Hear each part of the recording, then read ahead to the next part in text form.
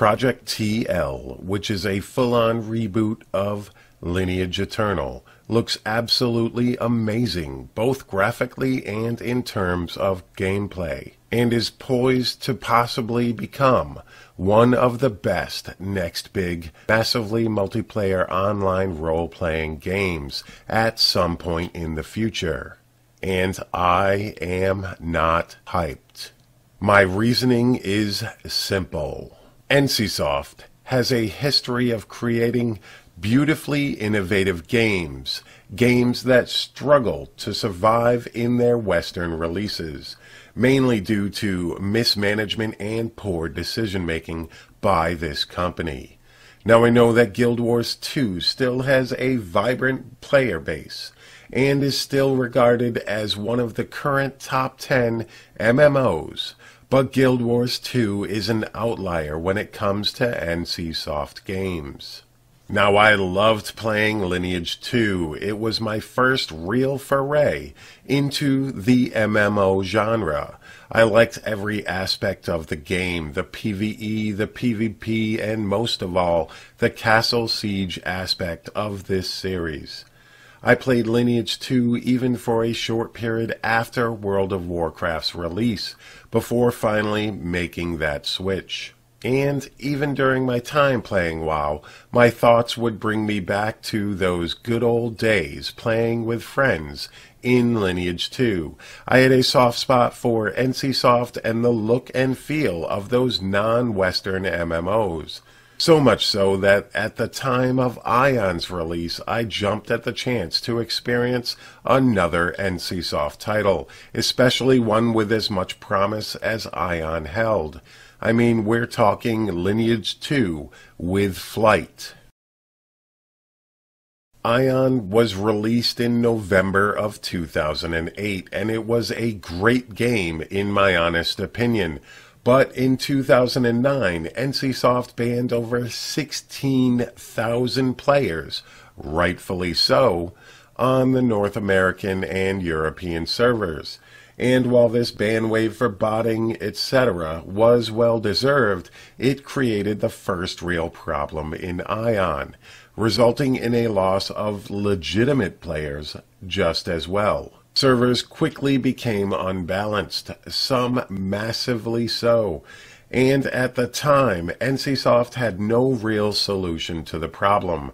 This was a faction-based PvP game, one that involved hundreds of players from one faction taking on hundreds of players from the other, in massive PvP castle-type sieges, that now had a player-based balance issue, with some servers looking at a 3-to-1 ratio from one faction to the other.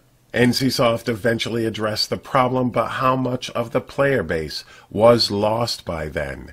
Ion, the game, improved as time went on, even going free to play, but as the game itself got better, the microtransaction system got worse in some players' eyes.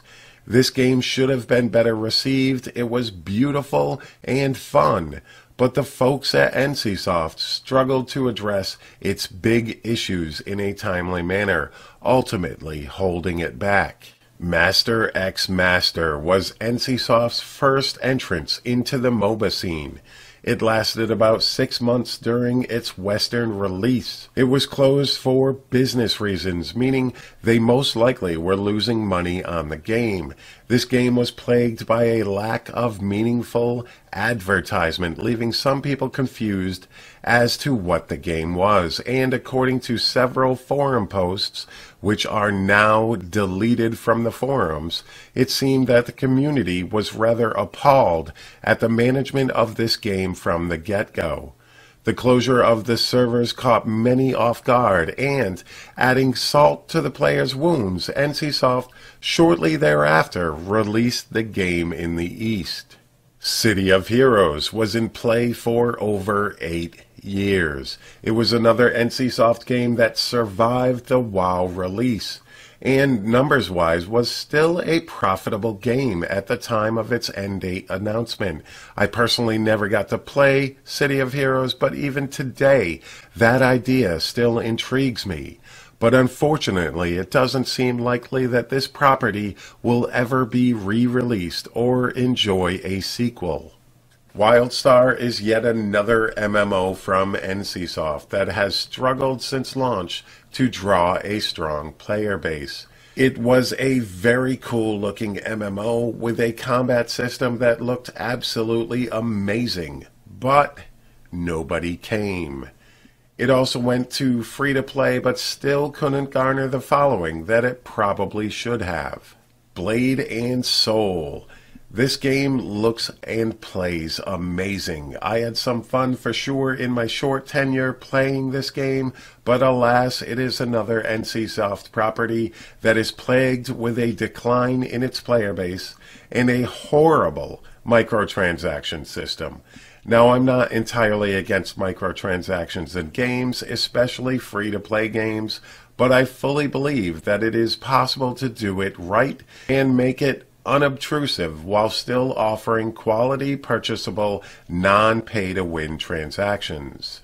And in probably one of the most controversial NCSoft closings was for the game Tabula Rasa.